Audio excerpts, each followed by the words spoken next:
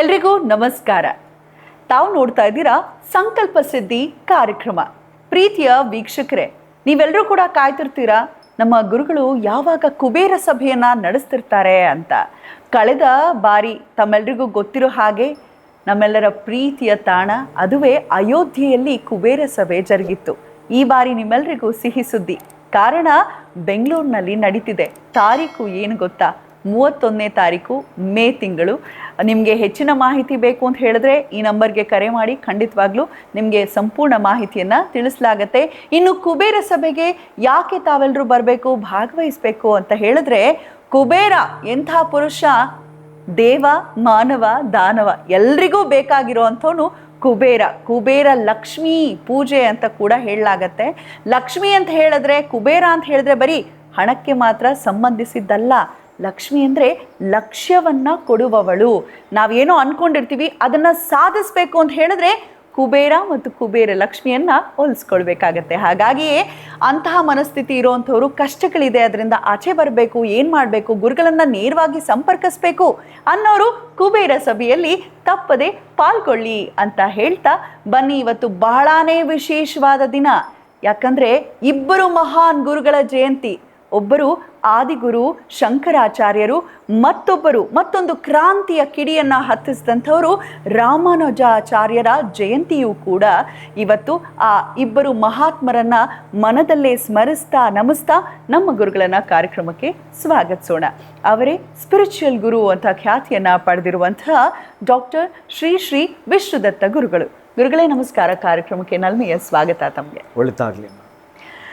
ಗುರುವಿನ ಗುಲಾಮನಾಗುವ ತನಕ ದೊರೆಯದಣ್ಣ ಮುಕುತಿ ಅಂತ ಹಿರಿಯರು ಹೇಳಿದ್ದಾರೆ, ದಾಸರು ಹೇಳಿದ್ದಾರೆ. ಅಂದರೆ ಗುರುವಿಗೆ ಸಂಪೂರ್ಣವಾಗಿ ನಮ್ಮನ್ನು ನಾವು ಅರ್ಪಿಸ್ಕೊಂಡ್ರೆ ವಿಸ್ಮಯಗಳು ಜರುಗತ್ತೆ. ಅಂತಹ ವಿಸ್ಮಯವನ್ನು ಸಾರಿ ಹೋದಂಥವರು ನಮ್ಮ ಶಂಕರಾಚಾರ್ಯರು, ರಾಮಾನುಜಾಚಾರ್ಯರು. ಅವರಿಬ್ಬರ ಜಯಂತಿ ಇಂದು. ಗುರುಗಳೇ, ಏನು ಹೇಳ ಬಯಸ್ತೀರಾ? ಓಂ ವಿಶ್ವಸ್ಮೈ ನಮಃ. ಪ್ರೀತಿಯ ಬಂಧುಗಳೇ, ನೀವು ಹೇಳಿದಾಗೆ ಗುರುವಿನ ಗುಲಾಮನಾಗದ ತನಕ ದೊರಕದಣ್ಣ ಮುಕುತಿ.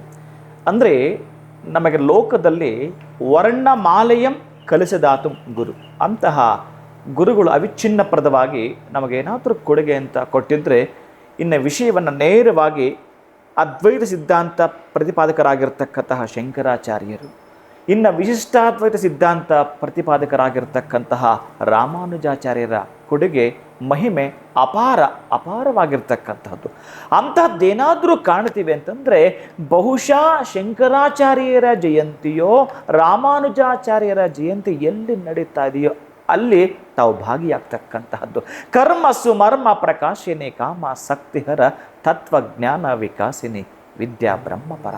ಅಂತಹ ವಿದ್ಯೆಯನ್ನು ನಾವು ಪಡೆದುಕೊಳ್ತೀವಿ. ಬಹುಶಃ ನೀವು ಕೇಳಿರ್ತೀರಿ, ಬೃಹಸ್ಪತಿಗೆ ಸಂಬಂಧಪಟ್ಟ ಹಾಗೆ, ಗುರುವಿಗೆ ಸಂಬಂಧಪಟ್ಟ ಹಾಗೆ ಧನಕಾರಕ, ಯೋಗಕಾರಕ, ಪುತ್ರಕಾರಕ, ಕಲ್ಯಾಣಕಾರಕ, ಶುಭಕಾರಕ, ಯಾವೆಲ್ಲವೂ ಕೂಡ ಒಳ್ಳೆಯದು ಅಂತ ಇರುತ್ತೋ ಅದೆಲ್ಲದೂ ಕೂಡ ಕಾರಕನಾಗಿರ್ತಕ್ಕಂತಹ ಗುರು. ಇನ್ನು ಶಿವನೇ ಶಂಕರಾಚಾರ್ಯನಾಗಿ ಬರ್ತಕ್ಕಂತಹದ್ದು ಅದ್ವೈತ ಸಿದ್ಧಾಂತದಲ್ಲಿ ಬಹುಶಃ ಏನೆಲ್ಲ ಕೂಡ 1000 ವರ್ಷಗಳ ಹಿಂದೆ ಅವರ ಜನ್ಮ ತಾಳಿ ಬಂದಿರತಕ್ಕಂತಹದ್ದು. ಬಹುಶಃ ಮನುಕುಲಕ್ಕೆ ಬೇಕಾಗಿರತಕ್ಕಂತಹ ಅನರ್ಘ್ಯ ರತ್ನಗಳು. ಲೋಕತ್ರಯಾಚಾರ್ಯಾಯ ಶಂಕರ ಮಧ್ವ ರಾಮಾನುಜಾಯ ನಮಃ ಅಂತ ನಾನು ನಿಮಗೆ ಆಗಾಗ ತಿಳಿಸ್ತಿರುತ್ತೇನೆ.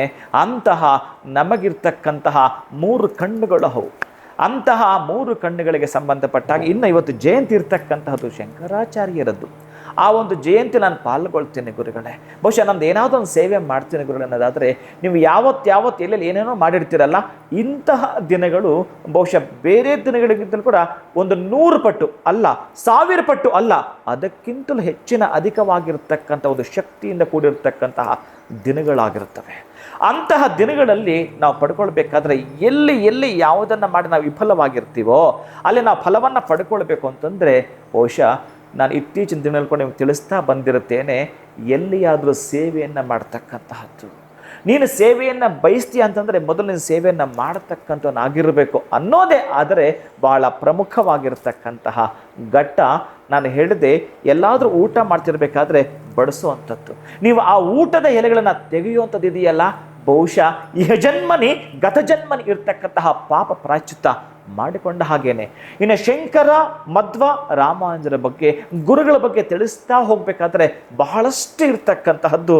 ಅಂತಹ ಇಲ್ಲಿ ಎಲ್ಲರೂ ಕೂಡ ನಮ್ಮ ಕಣ್ಣು ಕಾಣ್ತಾ ಬರ್ತಾರೆ, ಶಬ್ದದ ರೂಪದಲ್ಲಿ ಶಂಕರಾಚಾರ್ಯರು ಕಾಣಿಸ್ಕೊಳ್ತಾರಂತೆ ಪ್ರತಿನಿತ್ಯವೂ ಕೂಡ.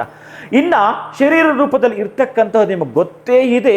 ಶ್ರೀರಂಗಮ್ಮಲ್ಲಿ ನೀವು ಹೋದರೆ ಅಲ್ಲಿ ಶ್ರೀರಂಗನಾಥನ ದೇಗುಲದಲ್ಲಿ ನೀವು ಮುಟ್ಟಿ ನೋಡಬಹುದು. ಅವರ ಶರೀರ ಇನ್ನೂ ಹಾಗೆಯೇ ಇದೆ, ನೀವು ಮುಟ್ಟಿ ಕೂಡ ಸ್ಪರ್ಶ ಮಾಡಿ ಬರಬಹುದು. ಅದು ರಾಮಾನುಜಾಚಾರ್ಯರು ಶರೀರ ರೂಪದಲ್ಲಿ ಈಗಲೂ ಕೂಡ ಕಂಗೊಳಿಸ್ತಾ ಇದ್ದಾರೆ, ನೀವು ಒಮ್ಮೆ ನೋಡಿ ಬರಬಹುದು. ಇನ್ನು ಗುರುಗಳ ಮಹಿಮೆ ಬಗ್ಗೆ ಹೇಳ್ತಾ ಹೊರಟ್ರೆ ಏನೆಲ್ಲ ಕೂಡ ಹೇಳಲಿಕ್ಕೆ ಸಾಧ್ಯ ಅಂತಂದರೆ, ಬಹಳ ಪ್ರಮುಖವಾಗಿ ಈ ಭೂಮಿಯನ್ನು ನಾವೇನಾದರೂ ಕೂಡ ಈ ಎಕ್ಸಾಮ್ ಬರಲಿಕ್ಕೆ ಪ್ಯಾಡಾಗಿ ಬಳಸ್ಕೊಳ್ತೀವಲ್ಲ, ಅಂತಹ ಪ್ಯಾಡಾಗಿ ಈ ಭೂಮಿಯನ್ನು ನಾವು ಇಟ್ಕೊಳ್ತಕ್ಕಂತಹದ್ದು. ಅದಕ್ಕೆ ಪೇಪರ್ ಅಂತ ಬೇಕಲ್ಲ, ಹಾಳೆ ಅಂತ ಬೇಕಲ್ಲ, ಆ ಆಕಾಶವನ್ನು ನಾವು ಬಿಳಿಯ ವರ್ಣದ ಹಾಳೆಯನ್ನಾಗಿ ಮಾಡಿಕೊಳ್ಳುತ್ತಾ, ಮೇರು ಪರ್ವತವನ್ನು ಪೆನ್ನಾಗಿ ಬಳಸ್ಕೊಳ್ತಾ, ಸಮುದ್ರದ ನೀರಿದೆಯಲ್ಲ ಅದನ್ನು ಶಾಯಿಯಾಗಿ ಅಂದರೆ ಇಂಕಾಗಿ ಬಳಸ್ಕೊಳ್ತಾ, ಗುರುಗಳ ಮಹಿಮೆಯ ಅಪಾರ ಮಹಿಮೆಯನ್ನು ಬರೀಲಿಕ್ಕೆ ಪ್ರಾರಂಭಿಸಿದರೆ, ಹೇರಂಬನಿಗೆ ಒಂದಸ್ತ ಆರಂಭ ಮಾಡ್ತಾ ಪ್ರಾರಂಭದ ಗುರುವಿನ ಮಹಿಮೆಯನ್ನು ಪ್ರಾರಂಭಿಸ್ತಾ ಬರಿತಾ ಹೋದರೆ ಏನು ಆಗುತ್ತೆ ಗೊತ್ತೇನೋ, ಅಲ್ಲಿರ್ತಕ್ಕಂಥ ಅಷ್ಟೂ ಸಮುದ್ರ ನೀರು ಯಾವತ್ತೂ ಕೂಡ ಬತ್ತು ಹೋಗೋದಿಲ್ಲ. ಆದರೆ ಇವರ ಬಗ್ಗೆ ಬರುತ್ತಿರಬೇಕಾದ್ರೆ ಆ ಸಮುದ್ರ ನೀರು ಬತ್ತು ಹೋಗುತ್ತೆ. ದೊಡ್ಡದಾಗಿ ಕಾಣ್ತಕ್ಕಂಥ ಆ ಆಕಾಶ ಅಂತಕ್ಕಂಥ ಹಾಳೆ ಮುಗದೆ ಹೋಗುತ್ತೆ. ಆ ಮೇರು ಪರ್ವತ ಅಂತಕ್ಕಂಥ ಪೆನ್ನನ್ನು ನಿಬ್ಬು ಸವಿದೇ ಹೋಗುತ್ತೆ. ಇನ್ನೂ ಬಾಕಿ ಉಳ್ಕೊಂಡಿರುತ್ತೆ. ಏನದು?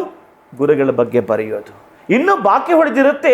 ಗುರುವಿನ ಬಗ್ಗೆ ನೀವು ಬರಲಿಕ್ಕೆ ಪ್ರಯತ್ನಿಸಿದರೆ ಅಂತಹ ಮಹಿಮಾನ್ವಿತರಾಗಿರ್ತಕ್ಕಂತಹ ಗುರುಗಳಿಂದ ಕೃಪೆಗೆ ನೀನು ಒಳಗಾಗ್ತೀನಿ ಅಂತಂದರೆ, ಅಂತಹ ಗುರುವಿನ ಪ್ರತಿಫಲವನ್ನು ನೀನು ಪಡ್ಕೊಳ್ತೀನಿ ಅಂತಂದರೆ, ಬಹುಶಃ ಎಲ್ಲಿಯಾದರೂ ಕೂಡ ಜಯಂತಿಗಳಲ್ಲಿ ಪಾಲ್ಗೊಳ್ತಕ್ಕಂತಹದ್ದು. ಏನಾದರೂ ಒಂದು ಸೇವೆಯನ್ನು ಏನು ಮಾಡು ಅಂತ ಹೇಳಿದ್ರೆ ಗೊತ್ತಾ, ನೀವು ತಿಲದಾನ, ಅನ್ನದಾನ, ಕನ್ಯಾದಾನ, ಗೋದಾನ, ಭೂದಾನ, ಸುವರ್ಣದಾನ ಎಲ್ಲ ತರಹದ ದಾನಗಳನ್ನು ಮಾಡಿದರೆ ಎಲ್ಲದಕ್ಕೂ ಒಂದೊಂದು ಫಲವನ್ನು ಹೇಳಿರ್ತಾನೆ. ಆದರೆ ಈ ದಿನ ನೀವೇನಾದರೂ ಕೂಡ ಊಟಕ್ಕೆ ಸಂಬಂಧಪಡ್ತಕ್ಕಂಥದ್ದು, ನನ್ನ ಕೈಯಲ್ಲಿ ಏನು ಇಲ್ಲ ಗುರುಗಳೇ, ಒಂದೇ ಒಂದು ತುಳಸಿ ಬಿಂದು ಗಂಗೋದಕ ಇಂದಿರಾರಮಣೆಗೆ ಅರ್ಪಿತ ಅಂತಂದರೂ ಕೂಡ ಗುರುಗಳ ಪಾದಕ್ಕೆ ಒಂದಷ್ಟು ತುಳಸಿಯನ್ನು ಅರ್ಪಣೆ ಮಾಡಿ ಮುಟ್ಟಿ ಪಾದ ಸ್ಪರ್ಶನವನ್ನು ಮಾಡಿ ಬರ್ತೀನಿ ಅಂತಂದರೆ, ಕೋಟಿ ಜನ್ಮ ಕೃತಂ ಪಾಪಂ ನಾಶಯ, ನೀನು ಕೋಟಿ ಜನ್ಮಗಳು ಮಾಡಿರ್ತಕ್ಕಂಥ ಪಾಪ ನಶಿಸಿ ಹೋಗ್ತಕ್ಕಂಥದ್ದು. ಅಂತಹ ದಿನ ಈ ಒಂದು ಗುರು ಶಂಕರಾಚಾರ್ಯರ, ರಾಮಾನುಚಾರ್ಯರ. ಇನ್ನು ಇವರ ಬಗ್ಗೆ ಏನಾದರೂ ಹೇಳಲಿಕ್ಕೆ ಅಂತ ಹೊರಟ್ರೆ, ದೀನದಲಿತರ ಸೇವೆ ಮಾಡಲೆಂದೇ ಸ್ವಾಮಿ, ಸಂಸಾರ ತೊರೆದು ಸನ್ಯಾಸಿಯಾದೆ, ದೇಶ ಸುತ್ತುತ್ತ ಬಂದೆ, ಕೋಶ ಓದುತ್ತ ನಿಂದೆ, ಪಾಮರರ ಕಣ್ಣೀರ ವರಸಲೆಂದೆ ನಾ ಬಂದೆ, ರಾಜ ಯತಿರಾಜ ರಾಮಾನುಜಾಚಾರ್ಯ. ಇವರೆಲ್ಲ ಕೂಡ ಬಂದಿರತಕ್ಕಂಥದ್ದು ಲೋಕೋನ್ನತಿಗೆ.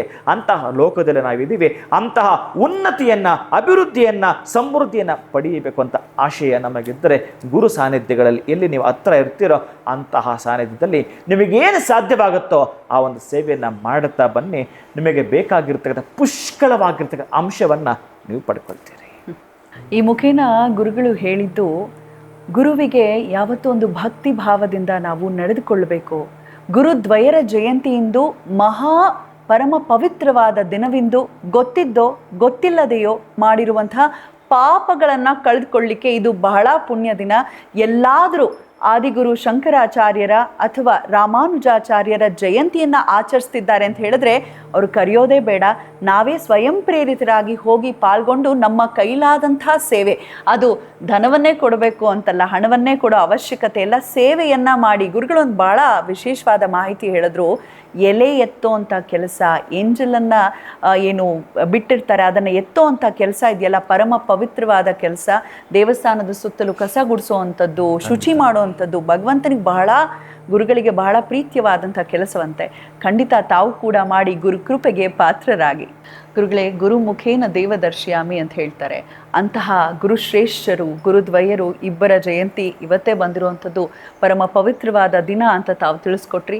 ಆದಿಗುರು ಶಂಕರಾಚಾರ್ಯರ ಮತ್ತು ರಾಮಾನುಜಾಚಾರ್ಯರ ಜಯಂತಿ ಯಾರೇ ಮಾಡ್ತಿದ್ರು ಖುದ್ದು ತಾವೇ ಸ್ವಯಂ ಪ್ರೇರಿತರಾಗಿ ಹೋಗಿ ಸೇವೆಯನ್ನು ಸಲ್ಲಿಸಿ ಅನ್ನೋ ಒಂದು ಅದ್ಭುತವಾದ ಮಾಹಿತಿಯನ್ನು ಎಲ್ಲರಿಗೂ ತಿಳಿಸಿಕೊಟ್ಟಿದ್ದಕ್ಕಾಗಿ ಧನ್ಯವಾದಗಳು. ಹರೇ ಶ್ರೀನಿವಾಸ. ಹಾಗೆ ಸ್ನೇಹಿತರೆ, ತಮ್ಮೆಲ್ಲರಿಗೂ ಗೊತ್ತಿರೋ ಹಾಗೆ ಮತ್ತೊಮ್ಮೆ ನೆನಪಿಸ್ತಾ ಇದ್ದೇನೆ, ಕುಬೇರ ಸಭೆ ಇದೇ ತಿಂಗಳ 31ನೇ ತಾರೀಕು ಜರುಗ್ತಾ ಇದೆ. ಸಂಪರ್ಕ ಮಾಡಿ ಖಂಡಿತವಾಗ್ಲೂ ಆ ದಿನ ಪಾಲ್ಗೊಳ್ಳಿ, ಅವಶ್ಯಕತೆ ಇರುವಂಥವ್ರು ಅಂತ ಹೇಳ್ತಾ, ಇನ್ನು ಪ್ರತಿ ದಿನವೂ ಕೂಡ ನಾವು ನಮ್ಮ ಕಾರ್ಯಕ್ರಮದಲ್ಲಿ ಅಕ್ಷಯ ವೃಕ್ಷದ ಬಗ್ಗೆ ಹೇಳ್ತಾನೆ ಇರ್ತೀವಿ. ಹಿರಿಯರು ಒಂದು ಮಾತು ಹೇಳ್ತಾರೆ, ಕಷ್ಟ ಮನುಷ್ಯನಿಗೆ ಬರದೆ ಮರಕ್ಕೆ ಬರುತ್ತಾ ಅಂತ. ಹಾಗೆ ಈಗ ಮರಕ್ಕೂ ಕಷ್ಟ ಇದೆ ಬಿಡಿ, ಅಲ್ಲಲ್ಲಿ ಕಳೆದು ಹಾಕ್ತಾರೆ. ಜೊತೆಗೆ ನಮ್ಮ ಅವನತಿಗೆ ನಾವೇ ಹಾದಿ ಹಾಕ್ಕೊಳ್ತಾ ಇದ್ದೀವಿ. ಪ್ರಕೃತಿಯನ್ನು ಉಳಿಸ್ಬೇಕು, ಜೊತೆಗೆ ನಮ್ಮ ಜೀವನದಲ್ಲಿ ಇರೋ ಅಂಥ ಕಷ್ಟಗಳನ್ನು ದೂರ ಮಾಡಿಕೊಳ್ಬೇಕು.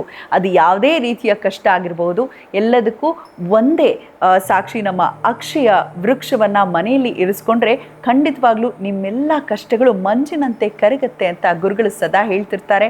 ಅವರೇ ಆಶೀರ್ವದಿಸಿ ನಿಮಗೆ ಕಳಿಸ್ಕೊಡ್ತಾರೆ.